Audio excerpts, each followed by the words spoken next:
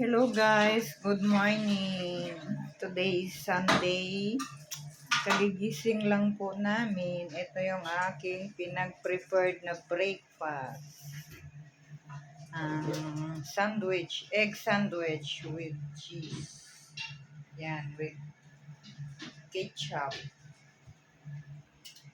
And kay Bida is parata with egg and mango.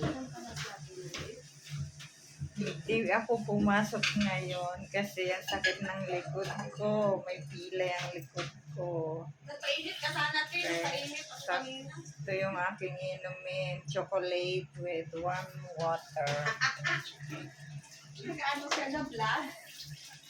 Ito yung aming breakfast today. Today walang gulay kami kasi hindi ako nakabili. Pero may mangga naman, may prutas.